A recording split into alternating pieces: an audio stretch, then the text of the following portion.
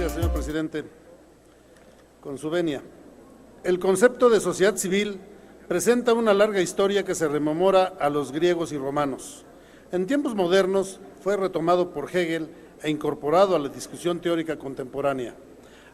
A efectos prácticos, se le asimiló con las asociaciones no lucrativas o tercer sector en la concepción británica, constituido por grupos organizados en función de una tarea común, con actividades de ayuda mutua hechas por ciudadanos dedicados a los asuntos que afectan y conciernen al interés colectivo, tanto los grupos que operan en beneficio de los propios miembros como los que funcionan en beneficio de los otros.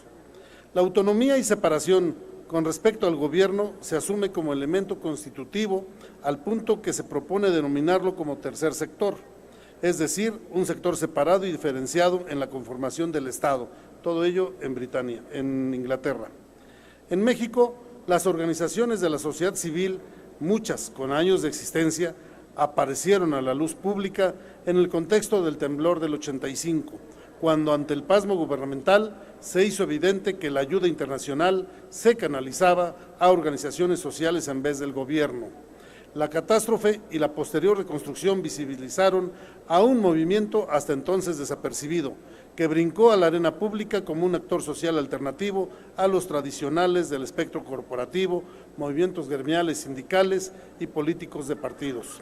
Ante la ausencia de un concepto que permitiera catalogarlos o nominarlos, se optó por la negativa con el término organización no gubernamental. Si bien muchas organizaciones se crearon posteriormente, atraídas por los recursos que empezaron a fluir desde el gobierno, varias de las organizaciones no gubernamentales o de la sociedad civil existían desde antes de que el gobierno o los organismos internacionales las descubrieran. Desde la perspectiva teórica, una de las características principales de las organizaciones de la sociedad civil radicaría en su voluntad que implica el interés, el conocimiento de los fines del organismo, las posibilidades de tiempo para efectuar las actividades correspondientes y el compromiso de trabajo. Sin embargo, no todas mantienen relaciones desinteresadas de trabajo, sino formas disimuladas de trabajo remunerado, de interacción clientelar con las instituciones y de formas veladas de promoción político-electoral. En cuanto a la procedencia de los recursos de las organizaciones de la sociedad civil, se evidencia la persistencia de dependencia con respecto al financiamiento público y a la esfera política. Actualmente, el financiamiento sirve a muchos de los grupos vinculados al poder como mutantes, que adoptaron la modalidad de OSGs, para, camuflados por ese ropaje, seguir ganando espacios en el ámbito de la política sin perder vínculos y camisetas. A pesar de las diversas reformas para evitar los desvíos de fondos, el lavado de dinero, autobeneficio y muchos otros malos manejos de las asociaciones civiles, sigue siendo una latente que algunas de ellas se desvían de sus objetos sociales.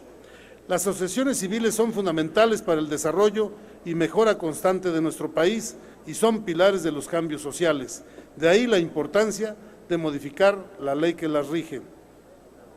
Por lo antes expuesto, es que propongo que el siguiente proyecto de decreto, por el que se reforman y adicionan diversas disposiciones de la Ley Federal de Fomento a las organizaciones, a las actividades realizadas por organizaciones de la sociedad civil, con la finalidad de regular las asociaciones civiles y sus actividades, facultando no solo a la Federación, sino también a los gobiernos estatales y municipales para la correcta aplicación de la presente ley, evitando malos manejos de las organizaciones de la sociedad civil en todos los niveles, inhibiendo que lucren con el desarrollo social, la necesidad de la gente, el apoyo a la iniciativa privada y los apoyos gubernamentales. Es cuanto, señor presidente.